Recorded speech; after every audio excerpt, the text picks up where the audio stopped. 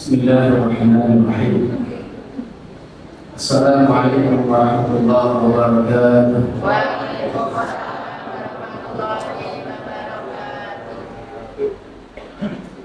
Alhamdulillahi wa kafa. Wassalatu wassalamu ala nabiyyina wa habibina Muhammad al-Mustafa wa ala alihi wa ashabihi wa man intafa. Qala ta'ala ya ayyuhalladzina amanu taqullaha wa qulu qawlan sadida yuslih lakum a'malakum wa yaghfir lakum dhunubakum wa man yuti'illaha wa rasulahu faqad faza fawzan 'azima. Amma ba'du, subhanaka Allahumma la 'ilma lana illa ma 'allamtana wa la sahla illa ma ja'altahu sahla. Rabbana zidna 'ilman nafi'an warzuqna fahma. Bapak-bapak dan ibu serta kaum muslimin wal muslimat rahimakumullah, semoga Allah melimpahkan rahmatnya pada kita semua. Alhamdulillah, kembali kita memuji Allah, berupaya untuk mensyukuri setiap nikmat yang Allah berikan pada kita. Dan pada hari ini kita berada di hari-hari yang mulia, di bulan yang mulia, yaitu bulan Dzulhijjah 1446 Hijriah, dan kita berada di 10 hari pertama bulan Dzulhijjah, yang salah satu keutamanya adalah disebutkan Rasulullah SAW, ma min ayyamin al-'amalu fiha ahabbu ila Allah min hadhihi ashr. Tidak ada hari-hari yang amalan di dalamnya lebih dicintai Allah Subhanahu wa Ta'ala yang melebihi amalan yang dikerjakan di hari-hari ini, di hari-hari yang 10 ini, yaitu 10 hari pertama bulan Dzulhijjah. Para sahabat bertanya, ya Rasulullah, wala jihad fi sabilillah? Wahai Rasulullah, apakah sampai pun amalan itu adalah jihad fi sabilillah? Nabi kita mengatakan sampai pun jihad fi sabilillah, kecuali orang yang berjihad di jalan Allah dengan diri dan hartanya, lalu dia tidak kembali dengan sesuatu pun. Dia kembali hanya tinggal namanya saja, alias dia mati syahid. Itulah amalan yang menandingi keutamaan dari amalan 10 hari pertama bulan Dzulhijjah. Karena itu kita patut untuk bersyukur kepada Allah bahwa kita diberikan kemudahan untuk mengisi 10 hari pertama Dzulhijjah ini dengan agenda rutin kita, yaitu majelis taklim, pengajian Sabtu pagi. Mudah-mudahan amal kita ini dicatat menjadi salah satu amalan terbaik di sisi Allah Subhanahu wa Ta'ala. Jamaah sekalian yang dimuliakan Allah, pada pagi hari ini kita akan membahas satu hadis. Kita akan membahas satu hadis, yang hadis ini diriwayatkan oleh Imam Ahmad dalam musnadnya dan juga Imam Ibnu Hibban yang dikatakan sahih oleh Syekh Nasruddin Al-Albani. Saya bacakan hadisnya, nanti kita terjemahkan dan kemudian kita kaji makna-makna yang terkandung dari hadis ini. an Abi Ayyub Al-Ansari radhiyallahu anhu qala jaa rajulun ila Nabi sallallahu alaihi wasallam. Dari sahabat Abu Ayyub Al-Ansari, ia berkata, datang seorang laki-laki rajulun menemui Rasulullah sallallahu alaihi wasallam dan berkata, ya Rasulullah, idni wa aujis. Wa fi riwayah ausini wa aujis. Wa fi riwayah allimni wa aujis. Ada 3 riwayat di sini. Wahai Rasulullah, idni wa aujis, berikanlah mau'idhah, peringatan, nasihat, wasiat kepadaku, wa aujis, dan ringkas, minta nasihat yang ringkas, simple. Faqala Rasulullah sallallahu alaihi wasallam, maka Rasulullah sallallahu alaihi wasallam bersabda, idza kunta fi shalatika fasholli sholata muwaddi'. Kalau kamu berdiri untuk salat, maka salatlah kamu seperti salatnya orang yang mau berpisah. Kemudian Nabi melanjutkan, wala takallam taqtadiru minhu ghada, dan jangan berbicara dengan sesuatu yang kamu nanti minta maaf setelahnya. Kemudian Rasulullah sallallahu alaihi wasallam melanjutkan, wajma'il ya'sa fima ayyinas, dan kumpulkanlah keputusasaanmu terhadap apa-apa yang dimiliki oleh manusia. Jangan berharap kepada manusia. Itu maknanya. Hadis riwayat Imam Ahmad dan Ibnu Hibban. Hadisnya sahih. Jemaah sekalian yang dimuliakan Allah, sebelum kita bahas hadis, sedikit kita mengenal sahabat yang meriwayatkan hadis. Kayak Mutal Lausidan. Abu Ayyub Al-Ansari. Abu Ayyub Al-Ansari. Beliau lebih dikenal dengan kunyahnya. Jadi kan ada nama asli, ada nama kunyah. Kunyah itu nama yang diawali dengan Abu kalau laki-laki, Ummu kalau perempuan. Jadi kalau kita lihat sahabat itu, ada yang dikenal dengan lebih terkenal dengan kunyahnya, seperti Abu Bakar. Itu kan bukan nama aslinya. Musa. Kemudian Abu Musa Asy'ari, kemudian Abu Hurairah, kemudian Abu Ayyub Al-Ansari. Itu kan lebih dikenal dengan nama kunyahnya, bukan nama aslinya.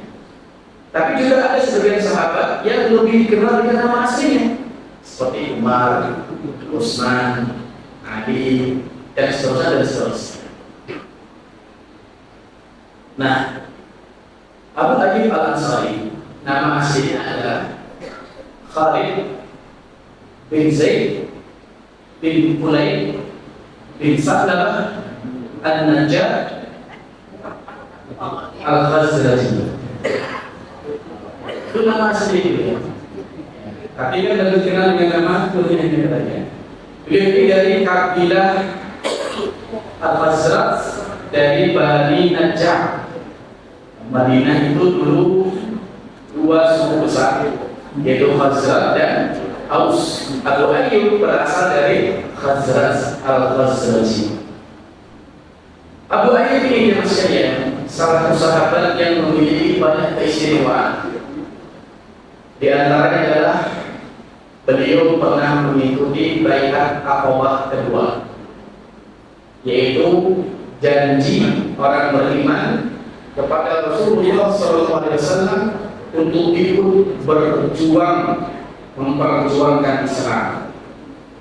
Kemudian pada peristiwa hijrah, ketika Nabi Shallallahu Alaihi Wasallam berhijrah dari Mekah menuju Madinah, didampingi oleh Abu Bakar As-Siddiq dan dipandu oleh Abdullah bin Urayyah, Nabi mengendarai onta saat itu, yang onta beliau itu berwarna putih dan diberi nama Al-Qaswa. Jadi kita boleh memberi nama pada binatang itu boleh. Nabi memberi nama onta beliau dengan Al-Qaswa. Jadi boleh kita memberi nama binatang kita dengan nama itu boleh. Misalnya punya ayam atau punya kambing atau punya kucing, kasih nama boleh saja. Karena Nabi tidak memberi nama pada binatang tadi. Nah, ketika Nabi hijrah begitu masuk Madinah, maka penduduk Madinah sangat berharap untuk dikunjungi oleh Rasulullah Sallallahu Alaihi Wasallam. Mereka semua berharap Nabi singgah di rumahku. Itu sebuah kehormatan yang sangat besar, sebuah kemuliaan yang sangat agung kalau Nabi kersa singgah di rumah. Maka para sahabat kemudian berlomba-lomba untuk menawarkan diri mereka. Yang cara kita ya Rasulullah, begini dulu. Tapi Nabi mengatakan da'uha fa'inaha ma'muah. Biarkan onta ini, karena onta ini sudah diperintahkan. Kemana dia Nabi berhenti, ya di situ akan singgah. Dan ternyata ada sekalian, onta Nabi itu singgah berhenti di depan rumah Abu Ayyub Al-Ansari. Ini utang luar biasa. Lalu Nabi pun kemudian singgah dan tinggal di rumahnya Abu Ayyub Al-Ansari selama 7 bulan. 7 bulan sampai Masjid Nabawi dibangun, sampai rumah istri beliau Saudah juga dibangun, baru pindah. Jadi selama 7 bulan kurang lebih Nabi tinggal di rumahnya Abu Ayyub Al-Ansari. Sebelumnya Nabi tinggal di bawah, jadi lantai 2 rumahnya di kolong, dan Abu Ayyub di atas. Tapi kemudian Abu Ayyub merasa nggak nyaman. Akhirnya minta izin, ya Rasulullah, dengan sendiri saya di bawah. Akhirnya Nabi dan keluarganya tinggal di rumah lantai atas, dan Abu Ayyub kemudian tinggal di lantai bawah. Ada kisah menarik di riwayat yang lain disebutkan, dalam riwayat yang lain disebutkan, ketika para sahabat berbondong-bondong menyambut Nabi dan menawarkan diri supaya tinggal di rumahnya itu, Abu Ayyub ini dalam tanda kutip cerdik, pintar, primer. Beliau ini langsung mengambil barang-barangnya Nabi dibawa pulang ke rumah. Langsung diambil barang-barangnya Nabi. Akhirnya Nabi melihat, ketika Nabi melihat barang-barang yang sudah tidak ada, maka beliau mengatakan, ya seseorang itu akan mengikuti barang-barangnya. Barang di mana? Di rumahnya Abu Ayyub. Maka Nabi pun lalu kemudian ke rumahnya Nabi Abu Ayyub. Ini adalah sebuah riwayat. Nah, rumahnya Abu Ayyub itu di samping kanan Masjid Quba. Jadi Nabi sebelum sampai ke Madinah kan singgah di Quba dan bangun masjid itu. Nah, rumahnya Abu Ayyub itu kalau menghadap ke kiblat di depan sebelah kanan. Ada tulisan monumen di situ, rumah Abu Ayyub. Di sampingnya lagi ada sumur Ais, yang sumur cincinnya Nabi jatuh. Nabi punya cincin stempel itu, dan itu jatuh di situ, yang menjatuhkan Utsman bin Affan. Tidak ketemu lagi, hilang.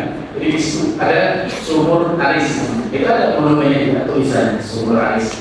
Di sini rumah Abu Ayyub Al-Ansari. Kalau yang ingin lihat, nggak perlu bawah ya.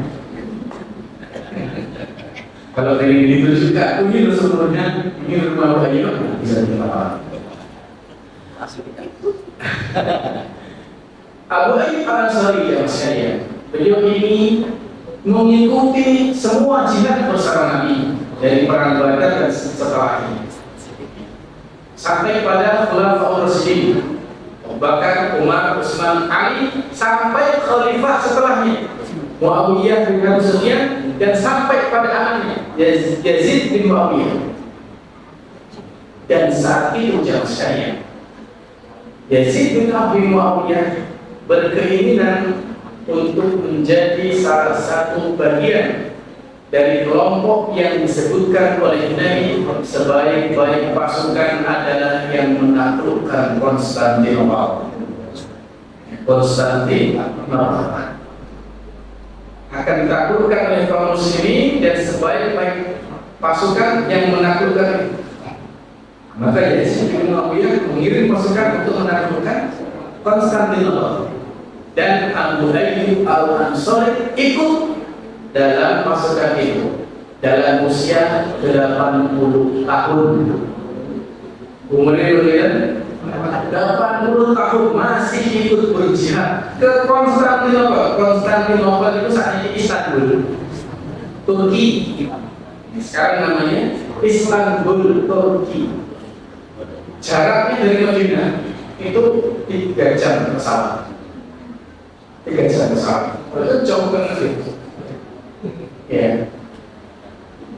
Nah, Abu Ayyub ketika ditegur oleh sahabatnya lagi, jangan kita semua walau tahun, itu kan gugur nggak ikut. Tapi apa kata Abu Ayyub? Saya mendengar, saya membaca Allah Subhanahu Wa Taala berfirman dalam surat At-Taubah, infiru khifafan wa thiqala wajahidu bi amwalikum wa anfusikum fi sabilillah dzalikum khairul lakum in kuntum ta'lamun. Berperanglah dalam keadaan ringan maupun berat, mudah maupun sulit, dan berjihadlah dengan hartamu dan dirimu fisabilillah. Itu lebih baik bagimu jika kamu mengetahui. Abu Ayyub memandang umur itu bukan penghalang, karena umur adalah bilangan angka. Ya. 80 tahun, ya meskipun terasa sulit dibanding yang muda-muda, tapi itulah implementasi ayat tadi. Allah merintahkan berjihadlah dalam keadaan mudah maupun sulit, ringan maupun berat. Itu apa? Yang akhirnya Abu Ayyub al-Ansari gugur di peperangan melawan Konstantinopel itu, melawan Romawi di Konstantinopel, dan beliau dikuburkan di Istanbul. Di sana ada Masjid Abu Ayyub yang berdampingan dengan makam Abu Ayyub al-Ansari. Nek sing pengen ngono bisa hubungi Ustaz Jawa. Ada pakai pos Turki itu bisa lihat sama. Abu Ayyub al-Ansari meninggal tahun 52 Hijriah. Itu peristiwanya pada tahun 52 Hijriah radhiyallahu anhu. Nah, dari sini yang saya Abu Ayyub al-Ansari menceritakan, ja'a rajulun, datang seorang laki-laki. Gak disebutkan namanya. Siapa laki-laki ini? Mungkin orang lain, mungkin juga Abu Ayyub sendiri. Mungkin orang lain, mungkin Abu Ayyub sendiri mendatangi Rasulullah SAW dan meminta nasihat. Jadi Bapak Ibu, pelajarannya adalah pertama, keutamaan mendatangi ulama, keutamaan mendatangi ahli ilmu. Sahabat ini mendatangi siapa? Nabi SAW untuk mencari ilmu, meminta nasihat. Maka ini keutamaan mendatangi ulama ahli ilmu untuk mencari ilmu, minta nasihat, meminta maudhi'ah. Ya. Karena ketika kita mendatangi para ulama, akan banyak faidah yang bisa kita dapatkan. Di samping kita mendapatkan ilmu tentunya, ada perasaan lain yang dapat kita rasakan, yaitu terjaganya hati kita dari hal-hal yang tidak baik. Makanya banyak ulama yang menasihati, ya, di antara obat hati itu salah satunya adalah mengumpul atau berkumpul dengan orang-orang. Ya, Ibnu Qayyim al-Jauziyah, salah satu murid dari Ibnu Taimiyah, temannya Ibnu Katsir, itu pernah mengatakan kami, para murid-murid Ibnu Taimiyah itu, kalau merasakan galau, gundah, gitu, tidak pernah perasaan gundah, maka para murid-murid ini mendatangi Ibnu Taimiyah. Begitu melihat beliau, seolah-olah sudah ada perasaan nyaman, tenang. Itu baru melihat orang soleh seperti ini. Kita diajarkan untuk tidak lupa pada guru-guru kita. Ya, maka monggo kita mungkin dulu pernah belajar Iqra, kita pernah belajar Abata pada guru-guru TK kita, guru-guru TPA kita. Jangan lupa datang di mereka, datang kunjungi. Maka ini akan mendapatkan sesuatu yang baik. Pelajaran yang lain, bahwa laki-laki ini tidak disebutkan namanya, tidak dikenal siapa yang datang itu, tapi kita dapat faidah dari laki-laki tersebut. Karena laki-laki bertanya pada Nabi dan Nabi bersabda hadis, kita tidak dapat faidahnya. Maka pelajarannya adalah kadang dalam beramal kita itu tidak mesti disebut nama kita. Dengan berbuat baik itu nggak harus dikenal. Orang disebut juara pokok, dan disebutkan namanya juara pokok. Karena tujuan kita bukan untuk kita manusia, tapi tujuan kita dikenal oleh Allah. Ini pelajaran.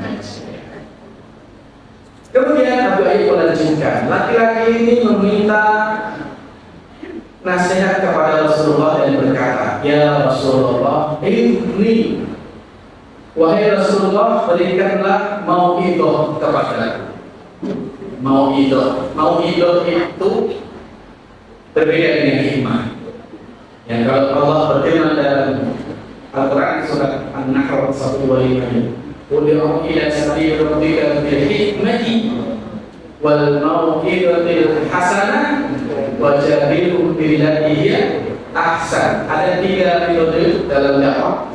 Ya, pertama dengan hikmah. Hikmah itu ulama menjelaskan di samping menempatkan sesuatu sesuai tempatnya yang pas, adalah dia penjelasan berupa ini halal, ini haram, ini boleh, ini tidak boleh. Itu hikmah. Wal mau'izatil hasanah, dan mau'izah. Mau'izah itu terjemah yang pas mungkin peringatan dan pengajaran. Jadi kalau mau'izah itu beda nih. Nah, hikmah kan ini haram, ini boleh, ini nggak boleh. Mau'izah itu kalimat yang sampai hati itu bisa bergetar. Kadang mata sangat meneteskan air mata. Jadi penekanan menyampaikan tentang ancaman neraka, ancaman kubur, itu mau'izah seperti itu. Ya, siksa kubur, siksa neraka, atau kemudian pahala surga seperti ini, itu namanya mau'izah. Itu bedanya dengan hikmah seperti itu. Wajadilhum billati ahsan, dan berdebat dengan yang lebih baik. Ini 3 syarat dalam berjawab.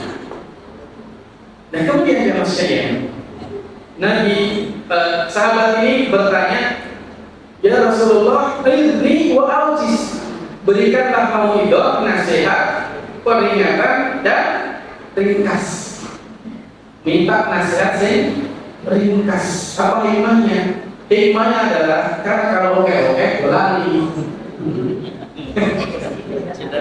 Sidik. Ya, nasihat itu nggak harus banyak. Ya, kadang-kadang kita cukup dengan beberapa kalimat ringkas yang sehingga mudah dihafalkan, mudah diamalkan. Karena apa? Karena simpel, ringkas. Dan Nabi SAW di antara keutamaan beliau dibandingkan nabi-nabi yang lain, beliau mengatakan bahwa utitu bijawabil kalim. Saya ini diberi dengan jawabil al-kalim, mampu mengumpulkan penjelasan yang banyak jadi kalimat yang ringkas tapi tidak mengurangi bobotnya, berkualitas.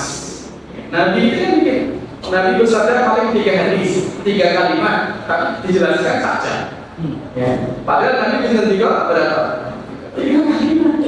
Itulah namanya jawaban al-kalim. Nabi cukup menyampaikan 1 kalimat, beberapa kata, tapi maknanya mendalam, maknanya bisa luas. Itu namanya jawaban al-kalim. Nabi diminta, ya Rasulullah, beri nasihat yang ringkas. Maka Nabi menjawab dengan 3 nasihat, 3 mau'izah. Pertama, Nabi berpesan, "Idza kunta fi sholatika fasholli sholatan muwaddi'." Kalau kamu berdiri untuk sholat, anggap kamu itu seperti sholat untuk terakhir kali. Dari sini kita dapat banyak pelajaran dalam sekalian. Pertama, Nabi bersabda, "Idza kumta," kalau kamu berdiri untuk sholat, maka hukum asal sholat itu berdiri. Hukum asal sholat adalah berdiri. Bagi yang mampu berdiri, maka dia berdiri. Apalagi sholat wajib. Sholat wajib itu rukun berdiri, harus berdiri. Pas takbiratul ihramnya. Kalau dia sakit, harus duduk misalnya. Kalau dia masih bisa berdiri, berdiri dulu pas takbir. Lalu kita pas capek ke bawah, nggak mampu lagi, baru duduk. Bukan langsung duduk, Allahu Akbar. Berdiri dulu, takbir. Gue sekolah terakhir tengah, baru duduk. Seperti ini.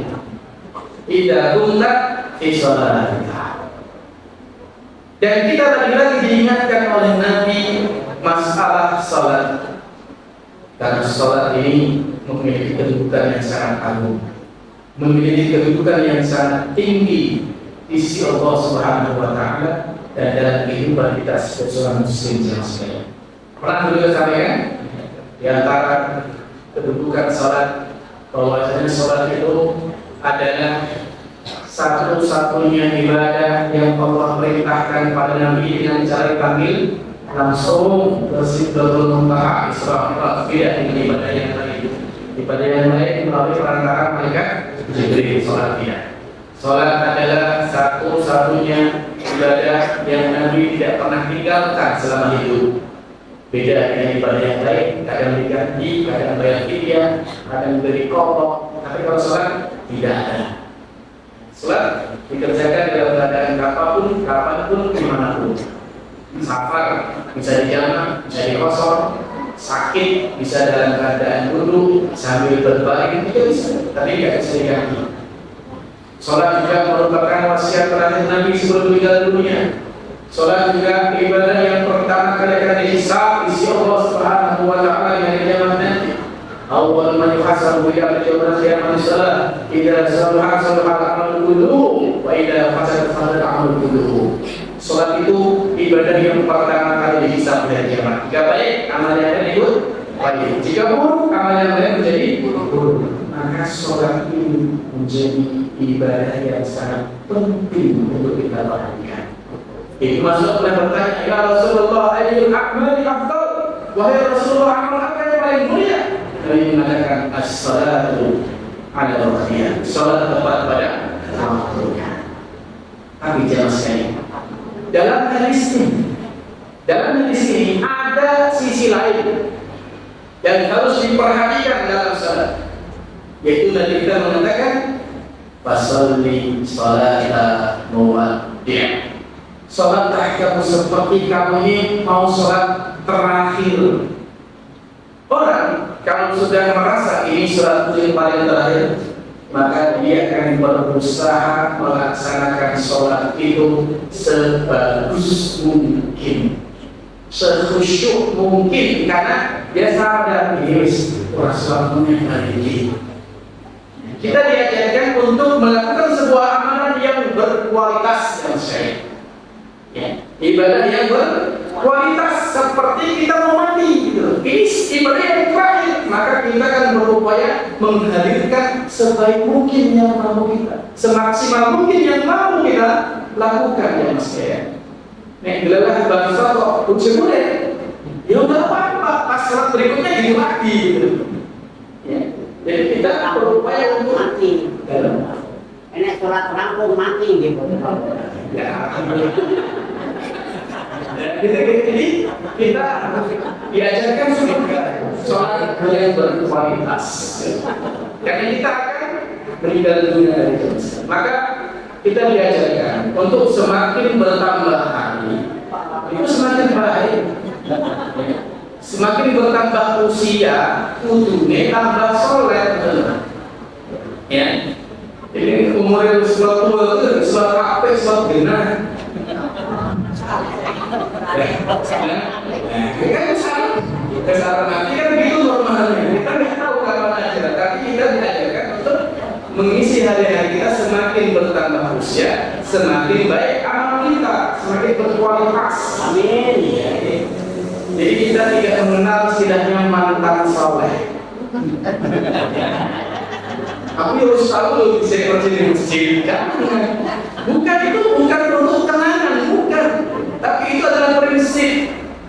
Wah, aku harus tahu sih bapak bisa saya itu orang, jangan. Aku harus tahu apa Quran bisa saya beras, jangan. Jadi jangan jadi mantan soleh ya. Tapi kita konsisten di istiqomah untuk tetap soleh ya mas. Itu yang diminta. Orang soleh juga jadi mantan. Mantan soleh. Kayak pegawai pak. Ya. Jadi kita diajarkan untuk selalu berupaya semakin bertambah hari semakin baik. Ya kunta ila salati wasalli salata wa pesan yang pertama Nabi Muhammad. Nah, di antara sholat agar berkualitas adalah dengan mengingat perpisahan, mengingat kematian. Itu salah satu kiat agar sholat kita khusyuk. Ya, kita ingat namanya kematian itu pada mati, maka sholatnya akan berupaya untuk khusyuk. Ini sesuai dengan firman Allah Subhanahu wa taala surat Al-Baqarah. Wasta'inu bis-sabri was-salah wa innaha lakabiratun illa 'alal khashiyin. Minta tolonglah kepada Allah dengan sabar dan salat. Itu berat kecuali bagi orang-orang yang khusyuk. Siapa itu orang yang khusyuk? Sambungan ayat ini. Sambungan ayat ini. Alladzina mulaqu rabbihim wa annahum ilaihi raji'un. Yaitu orang-orang yang dia yakin mulaqu rabbihim akan berjumpa dengan Allah dan dia yakin wa annahum ilaihi raji'un akan kembali kepada Allah. Orang-orang yang sholatnya khusyuk itu orang-orang yang yakin akan mati, yakin akan berjumpa dengan Allah, kembali kepada Allah.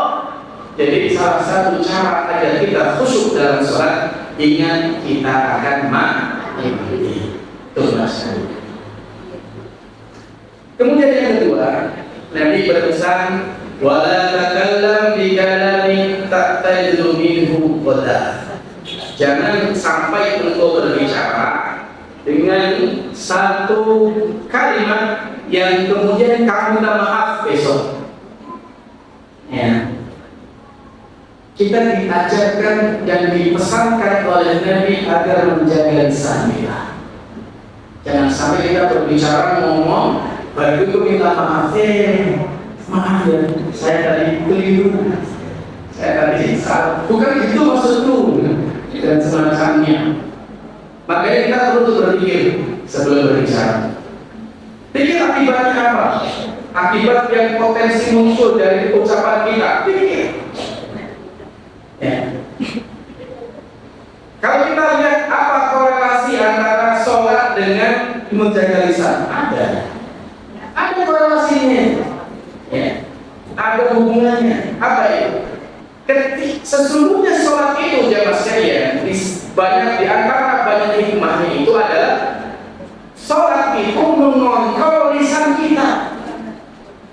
Sholat itu dapat mengontrol lisan kita. Coba kalau kita pas sholat, dengan sholat kita takbiratul ihram, Allahu Akbar, sholat ini. Maka di antara hikmahnya adalah begitu jenengan takbiratul ihram, saat itu juga jenengan mengharamkan segala sesuatu yang tidak berhubungan dengan sholat. Itu di antara maknanya. Pas Allahu Akbar, pas orang kepikiran ngomong pas orang kepikiran melakukan sesuatu yang buruk, itu di antara hikmahnya. Jadi ketika dengan sholat, itu di antara hikmahnya mengontrol lisan kita, mengontrol perbuatan kita untuk tidak berbuat buruk. Semakin banyak dan semakin lama sholat kita, semakin lama kita tidak berkata dan berbuat buruk. Eksplorasi. Maka jemaah sekalian, kita ini jangan sampai jadi orang yang kadang-kadang ada orang yang suka bikin apa ya, statement saya pengen viral. Kalau nak keliru, ya kan harus minta maaf. Jangan. Seorang muslim tidak begitu. Seorang mukmin tidak begitu. Orang mukmin itu diajarkan untuk berhati-hati sebelum berbicara. Ya. Tadi kita mengatakan dalam sebuah hadis, la yudzabu al-mu'minu min juhrin wahid marratain. La yudzabu al-mu'min min juhrin wahid marratain. Seorang mukmin itu tidak pantas ya, dicopot ular di lubang yang sama 2 kali. Nah, nanti kalau nyawa mengulang, itu tidak benar.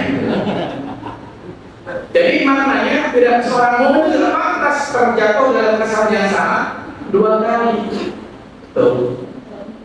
Maka kita tidak berbicara. Apalagi kalau kita ini seorang yang ditokohkan yang sehat. Apa mau misalnya? Tokoh hati-hati. Kenapa? Karena kadang-kadang ucapan kita itu dicari-cari kesalahan. Dicari-cari kesalahan. Kadang-kadang kita menghati-hati. Ya. Lalu kalau nanti salah, kan minta maaf. Ya seperti itu. Ya. Kalau manusia aja kadang begitu teliti dan jeli dalam mencari-cari kesalahan ucapan kita, pokoknya mereka jauh lebih teliti. Ma yalfidu min qawlin illa ladayhi raqibun atid. Tidak ada satu kata pun yang terucap dari lisan seorang hamba kecuali ada malaikat yang mencatat. Ya, dulu kan pernah kita jelaskan as-samtu hikmah, diam itu hikmah. Ingat ya, waktu dalam Al-Quran itu ulangi mana? Imam Al-Mawardi dalam kitab ada Dunya wa Din, beliau menjelaskan ada 4 perkara, 4 hal. Sebelum kita ngomong, ingat 4 hal ini. Ya. Wa an lil kalami lahu arba'atus syurut. Dalam pembicaraan sebelum ngomong itu ada 4 syarat, perhatian agar kita tidak menyesal di kemudian hari. Ya. Apa yang pertama? 1, perhatikan ayyakuna lahu manfaat. Ada manfaatnya. Pastikan sebelum ngomong pikir ini manfaat apa orang. Nek orang manfaatnya teruskan. Tapi khawatir tidak ada manfaatnya, menang. Manfaat itu 2 sisi. Apakah mendatangkan kebaikan atau menghindarkan keburukan, dengan manfaat. Jadi tidak semua postingan untuk dikomentari. Nah, kadang-kadang kalau posting langsung komentar, jangan. Ya, ingat dulu komentar mungkin ada kisro apa orang. Nah, kisro orang langsung komentar dulu, lebih selamat. Tapi kalau mendatangkan nasihat masalah silakan komentar. Ini jadi pertama sebelum ngomong pastikan ada manfaatnya. Dulu ketika Nabi bersama Abu Bakar dulu ya, bersama beberapa sahabat, tiba-tiba ada orang yang datang mencela Abu Bakar. Dicela Abu Bakar. Abu Bakar diam saja. Dicela lagi 2 kali, Abu Bakar diam saja. Dicela 3 kali, dipisu-pisui, baru Abu Bakar membalas pisuhan itu, celaan itu. Nabi berdiri dan pergi. Abu Bakar kamu sadar ngejar Nabi ya Rasulullah dengan marah. Kata Nabi, wahai Abu Bakar, tadi ketika akan mencaci maki orang itu, nazala malakun minas sama yukadzibuhu bima qala, turun malaikat dari langit membela kamu dari tuduhan orang itu, cacian orang itu. Tapi ketika kamu membalasnya, atau syaitan, datang syaitan, maka aku tidak mau duduk kalau ada syaitan di situ. Ini pelajaran penting. Abu Bakar mengajarkan kepada kita, tidak ada istilah ijwis yang terlalu. Ya kan, meski itu bisa balas juga. Kita diajarkan untuk mempertebal kesalahan kita. Yang kedua, sebelum berbicara, perhatikan momentumnya yang pas. Kadang ucapan baik ini waktu apa jadi rapi, ya. Maka perhatikan momentumnya. Dengan lagi butuh banyak kebutuhan. Ini kok menunggu pas tanggal tua, ya orang cocok. Orang saya itu, saya pas mau jadi PNS ngerti apa? Belum mas betul sih. Tanggal tua kok jago yang orang saya nggak jadi PNS ini. Jadi harus perhatikan momentumnya yang pas. Ibu-ibu, wis ngerti bojone lagi pulang sekolah sawah baru masuk keringetan pegel kesel langsung disambal. Ayo berhasil tak lombok. Sabar saya tunggu jangan bikinkan kopi dulu, pijet dikit ngomongin pak berhasil kan? Pas minggu. Kenapa momentum? Ya harus perhatikan momentumnya yang pas. 3. Sebelum kita berbicara, ayyakuna ala qadra hajah. Sesuai kebutuhan, ngomong itu sesuai kebutuhan. Butuh 10 menit, 10 menit. Butuh satu jam. Ojo nek dikon ngomong dawa malah sithik, dikon sithik malah dan enggak pas. Khotbah Jumat itu panasnya tidak. Di 10 menit sama orang. Khotbah Jumat setengah jam, waktu sesuai dengan kebutuhan. Dan PSP kan sembilan. PSP ini nggak dulu. Dari mana dia? Karena saya betul sih, kasih. Lanjut. 31. Terakhir dari perkataan ini, sebelum kita berbicara perhatikan Pak, yang keempat kata Imam Al-Nawawi, perhatikan redaksinya. Redaksi ini butuh memilih kata yang pas. Perhatikan kita ngomong sama siapa. Ngomong orang tua ya beda kalau bocah. Ngomong kalau kiai ya beda kalau orang biasa. Ngomong kalau pejabat ya beda kalau orang biasa rakyat. Dan sangat memilih kata itu bisa fatal. Dulu pernah contohkan ini, dengan punya mantu lama, mantu ini ngomong Pak, kowe nanti rasanya ini teman-teman ini. Wah, coba kowe ini. Jadi harus redaksi yang pilih yang pas. Kita harus perhatikan ngomong sama siapa. Ya, sesuaikan dengan redaksi yang pas. Ini yang saya. Jadi kita diajarkan untuk jangan sampai ngomong dengan sesuatu ucapan yang nanti kita minta maaf setelahnya. Dalam 2 hal. 1, kita minta maaf di dunia. Atau 2, nanti minta maaf di akhirat. Lebih parah lagi, nggak akan bisa. Kalau minta maaf di dunia, masih ada potensi diampuni, masih ada potensi dimaafkan. Ya, tapi sampai kok minta maaf di akhirat, udah nggak berlaku. Penyesalan yang tidak ada artinya lagi.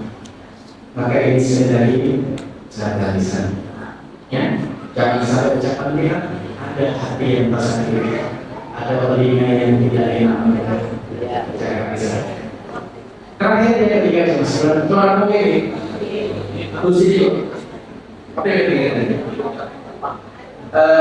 Wajib akhirnya biasa, kumpulkanlah terputus asamu bima ayyanas terhadap apa yang dimiliki oleh orang lain. Kita diajarkan mas sekalian untuk tidak banyak berharap pada manusia. alias kita dipesankan oleh Nabi belajar menerima apa yang Allah berikan. Jangan berharap pada apa yang ada pada manusia, karena sikap dasar manusia itu bakhil. Ini sikap dasarnya seperti itu. Orang itu diminta sekali mungkin ngasih, diminta 2 kali ngasih, 3 kali ngasih, 4 kali segitu. Berapa kali? 4 kali boleh ketemu ya. Boleh proposal. Maka kita dinasihati dengan kumpul, jangan kumpulkan khusus asa membaca berharap kepada Allah. Allah itu zat yang kalau diminta suka. Semakin kita banyak minta pada Allah semakin suka. Tapi manusia semakin banyak diminta, kita semakin tidak disuka. Maka Nabi kita bersabda, "Izza di dunya yuhibbukallah, wa zati ma'indan nas yuhibbukan nas." Zuhdah di dunia Allah mencintai kamu. Zuhdah kamu terhadap apa yang dimiliki orang lain, maka orang lain akan menyukai kamu. Orang itu kalau kita tidak menampakkan kebutuhan kita kepadanya, baik. Baik, sama sekali. Meskipun orang kaya, sebenarnya ini titipan dari Allah yang cepat atau lambat akan diminta kembali oleh Allah Subhanahu Wa Taala. Tapi tetap aja sifat dasarnya itu tidak ingin dimiliki oleh orang lain. Sifat dasar. Sifat dasar seperti itu. Kita diajarkan untuk selalu membutuhkan Allah, minta kepada Allah, tawakal kepada Allah. Ada kisah yang saya salah seorang syekh di Arab Saudi, ulama, ketika beliau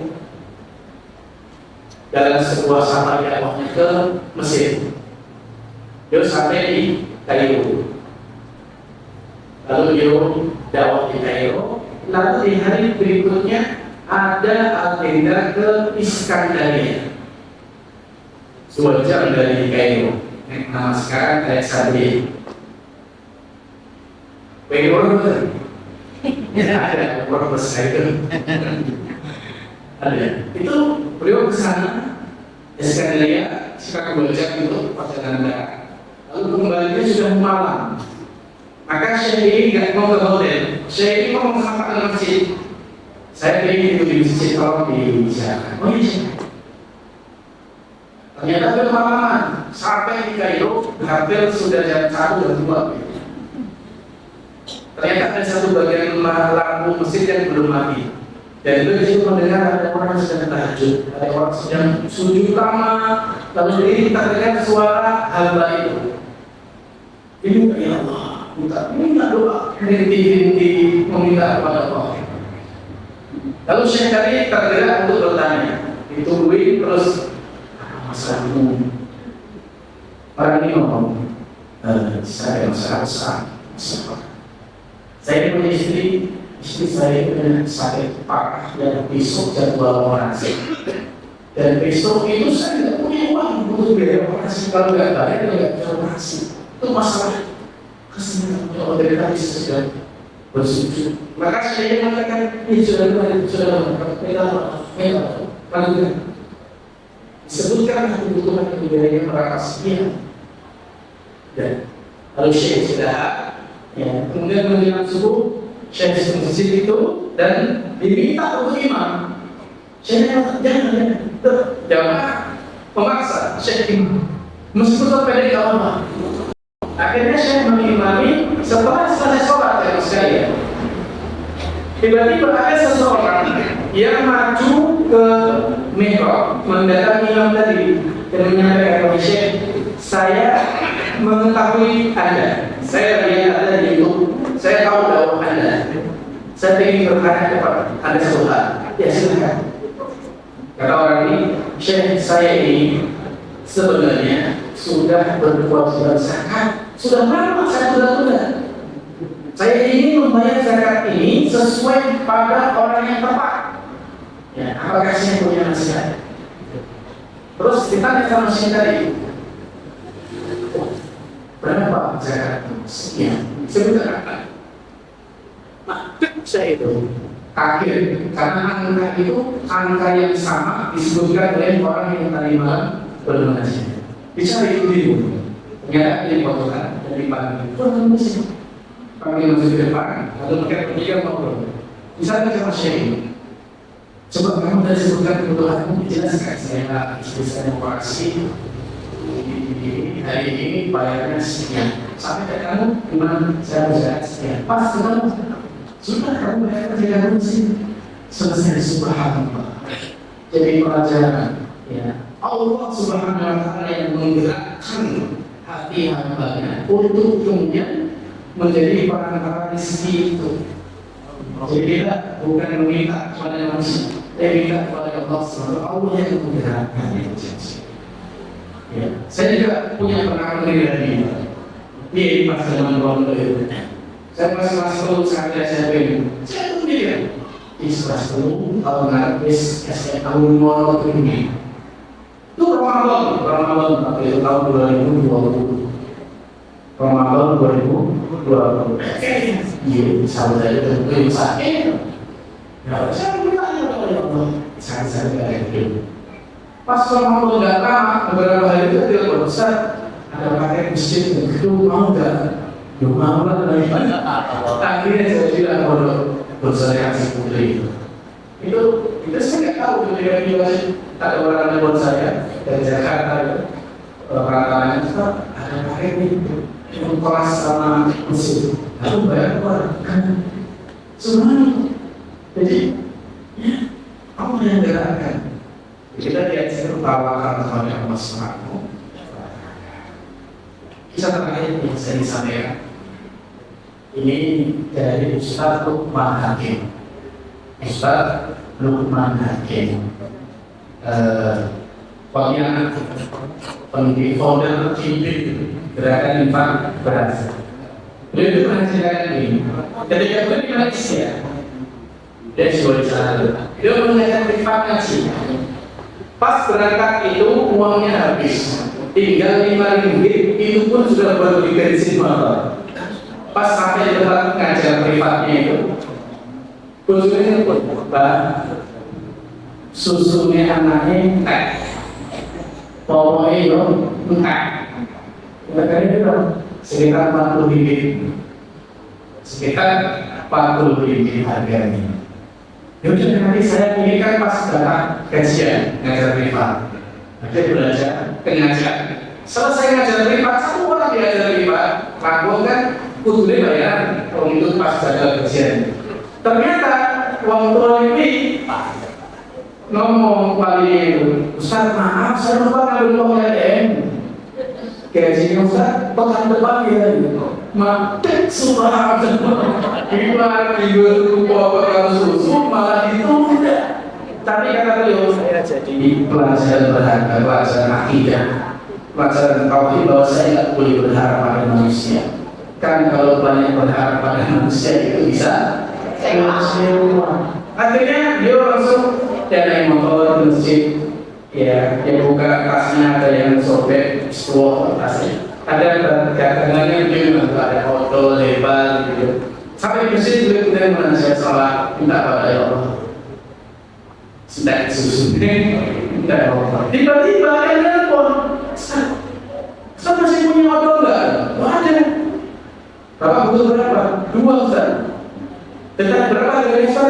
40 ribu. Sama dengan yang diminta istri. Subhanallah. Jadi kita memang sedikit ajarkan untuk tidak berharap pada manusia, dan berharap pada Allah. Ini beberapa pelajaran yang dapat kita kaji pada hadis kita dari Abu Ayyub Al-Ansari, bahwa nanti ditanya oleh seorang laki-laki tentang nasihat yang ringkas. Nabi berpesan, kalau kamu sholat, maka sholat seperti orang yang berpisah. Jangan berbicara dengan sebuah kalimat yang mengakibatkan kita maaf. Dan yang ketiga, jangan berharap pada manusia. Semoga ada manfaatnya. Kurang dan lebihnya mohon dimaafkan. Hadanallahu wa iyyakum ajma'in. Wa akhiru da'wana alhamdulillahi rabbil alamin. Bismillahirrahmanirrahim. Alhamdulillahirabbil alamin hamdan syakirin hamdan na'imin hamdan yuwafi ni'amahu wa yudafi'u mazidah ya dzal jalali wal ikram. اللهم إنا نسألك باسمك الحسنى وبصفاتك العليا اللهم اغفر لجميع المسلمين والمسلمات والمؤمنين والمؤمنات الأحياء منهم والأموات إنك سميع قريب مجيب الدعوات ويا قاضي الحاجات اللهم آرنا الحق حقا وارزقنا اتباعه وآرنا الباطل باطلا وارزقنا اجتنابه اللهم إنا نسألك الهدى والتقى والعفاف والغنى اللهم إنا نسألك علما نافعا ورزقا طيبا وعملا متقبلا اللهم انصر إخواننا المسلمين المستضعفين في غزة وفي فلسطين وفي كل مكان يا رب العالمين اللهم أعز الإسلام والمسلمين اللهم أعز الإسلام والمسلمين اللهم أعز الإسلام والمسلمين ودمر أعداءك أعداء الدين يا أرحم الراحمين اللهم اشف مرضانا وارحم موتانا اللهم اشف مرضانا وارحم موتانا اللهم اشف مرضانا وارحم موتانا اللهم اشف أخانا فرحا مبزا وصيبا بالمنكر اللهم اشفيهما اللهم اشفيهما اللهم اشفيهما اللهم رب الناس اتي بالبأس اشفاء الشافي ولا شفاء الا شفاء وشفاء لا يغادر سقما نسأل الله العظيم رب العرش العظيم ان يشفيهما نسأل الله العظيم رب العرش العظيم ان يشفيهما نسأل الله العظيم رب العرش العظيم ان يشفيهما ربنا هب لنا من ازواجنا وذريتنا قرة اعين واجعلنا للمتقين اماما ربنا هب لنا من الصالحين ربنا هب لنا من لدنك ذرية طيبة انك سميع عليم اللهم تقبل منا انك انت السميع العليم وتب علينا انك انت التواب الرحيم ربنا اتنا في الدنيا حسنة وفي الاخرة حسنة وقنا عذاب النار وقنا عذاب النار سبحان ربك رب العزة عما يصفون وسلام على المرسلين والحمد لله رب العالمين السلام عليكم ورحمة الله وبركاته.